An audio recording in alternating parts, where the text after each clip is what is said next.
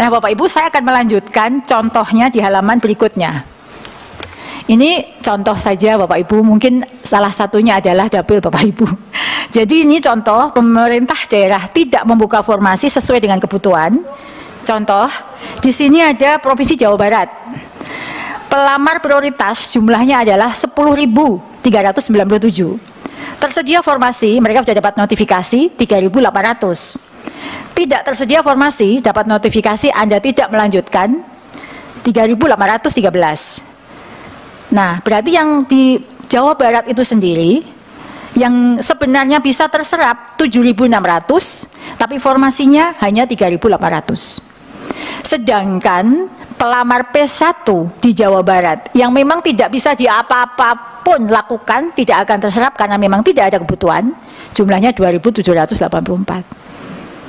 Ini contoh. Nah, ada Brebes yang kami beri bintang karena Brebes ini menarik semua usulannya, sehingga yang sudah mendengar kabar baik 538 guru ini akan sangat sedih, dan itu nanti pasti menjadi masalah di kemudian hari kepada kami karena mereka sudah mendapat kabar baik. Pak Fikri, betul, saya sudah sampaikan ke Bapak Fikri juga hal ini.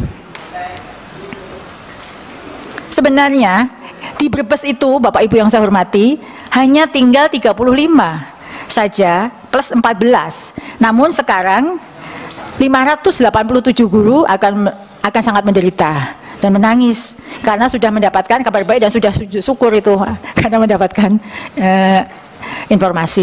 formasi. Ini contoh Bapak Ibu kondisi yang kami alami, kesulitan yang kami alami bahwa guru-guru lulus PG ini benar-benar sebenarnya prioritasnya ingin ditempatkan. Tapi jika seperti ini keadaannya, apakah bisa apa yang bisa kami kerjakan selain harus mengendorse Pemda untuk bisa membuka formasi ini.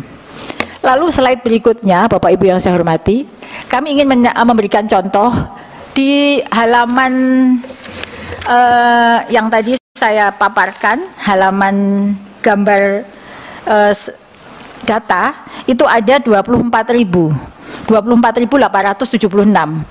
Nah, di data bukan yang ada gambar data 24.676.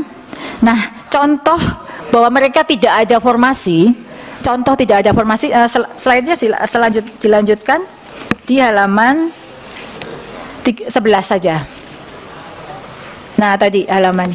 Nah, itu ada contoh oversupply itu Bapak Ibu adalah di slide yang terpapar di layar. Sebagai contoh, ini Nusa Tenggara Barat, Kota Bima. Sekolahnya SD Negeri 4 Kodo, Kota Bima. Kebutuhannya guru kelas.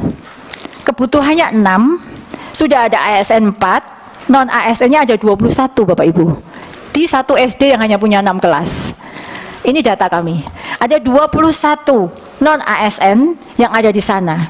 Sehingga jika ini hanya 2 yang terserap, yang 19 itu ketika kita cari di Kota Bima, seluruh SD sudah penuh.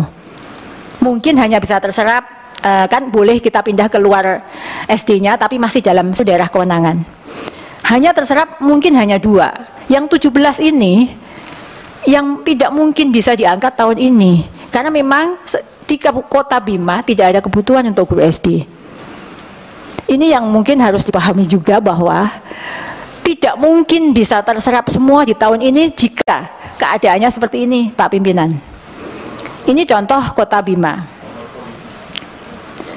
Contoh lagi misalnya yang cukup banyak, Maluku Utara. Maluku Utara itu di TK itu ada kelebihan guru 8 di TK. Di SMP misalnya, di SMP di Aceh Barat Daya, SMP Negeri 1 Jumpa, itu ada kelebihan guru. Jika memang yang kebutuhannya kita penuhi ada 7. Ini sebagai contoh yang disebut dengan tidak ada formasi di tahun ini, yang angkanya di sini cukup besar, yaitu di angka 24.876. Ini kami sampaikan ilustrasinya, data yang sebenarnya yang bisa menjadi rujukan kita bersama. Slide berikutnya, Bapak Ibu, tadi di slide sebelumnya saya menyampaikan bahwa mereka bisa turun prioritas. Itu adalah pilihan. Jadi kalau di sini digambarkan slide berikutnya, silahkan. Slide berikutnya.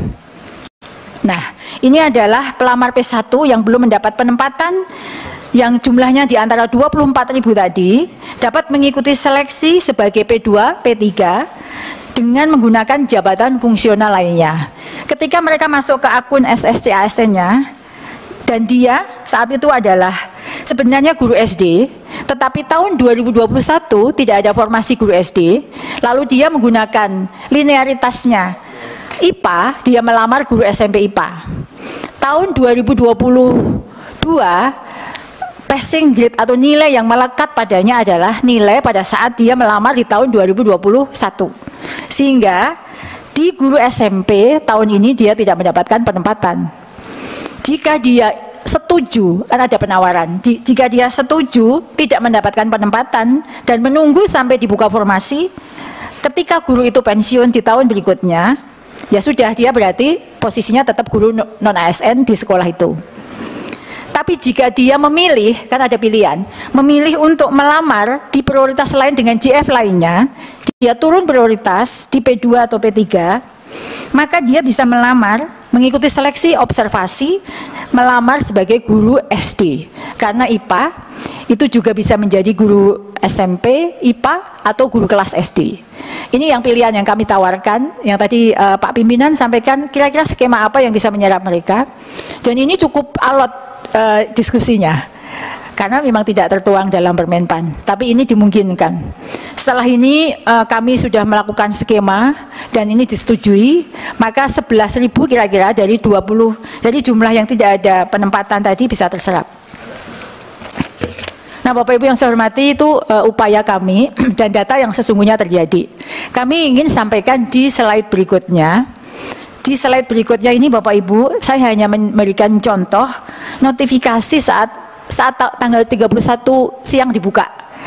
Notifikasi yang didapatkan oleh guru guru P1 itu ada bermacam-macam, ada tiga bentuk. Yang pertama, dia akan dikatakan Anda mendapatkan penempatan, lokasi akan diumumkan berikutnya. Itu yang 127.000. Sedangkan jika pelamar prioritas 1 yang tidak tersedia kebutuhan, yang tadi di gambar 41.000 itu, notifikasinya adalah Anda tidak dapat melanjutkan. Sebenarnya dia juga bisa mendapatkan tempat jika daerah membuka. Tapi notifikasi yang dia terima, dia tidak dapat melanjutkan ke seleksi berikutnya. Dan yang pelamar 1, P1, yang mendapatkan kesempatan untuk turun status, notifikasinya adalah seperti ini.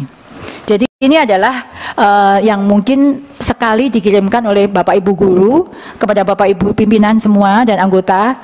Ini saya bagaimana, kok tulisannya seperti ini. Inilah yang penjelasannya, bahwa sebenarnya 127.000 itu sudah aman, kemudian 11.000 akan aman, dan 41.000 yang masih harus nunggu tahun depan. Nah, Bapak Ibu yang saya hormati, di slide berikutnya, ini juga sedikit mempengaruhi juga hasilnya, karena mekanisme kan ada mungkin pertanyaan kepada Bapak Ibu semua, saya juga lulus PG dari swasta, kenapa yang itu diterima saya belum? Nilainya lebih tinggi saya, begitu ya? Mungkin karena di dalam Permenpan RB diatur bahwa prioritas penempatan untuk yang lolos PG diatur berdasarkan urutan THK 2 dulu, jika masih ada honorer negeri, jika masih tersisa lulusan PPG, baru swasta. Ini adalah urutannya, sehingga mungkin swasta belum mendapatkan tempat, tapi sebenarnya lulusan swasta lulus PG tahun 2021 semua diakomodir. Tidak ada perbedaan untuk ini karena mereka sudah berhak dan dinyatakan lulus. Namun karena urutan ini dimungkinkan swasta yang tertinggal. Kemudian setelah urutannya adalah seperti yang tadi saya sebut, jika ada yang sama di THK 2 gitu, nilainya sama, maka dilakukan lagi pengurutan. Nah, urutannya dilakukan berdasarkan nilai perolehan dari teknis dulu yang tertinggi, manajerial sosiokultural dulu, baru wawancara, dan terakhir adalah usia. Ini adalah prioritisasi untuk penempatan jika formasi yang tersedia tidak sama jumlahnya dengan beliau-beliau yang lulus P1.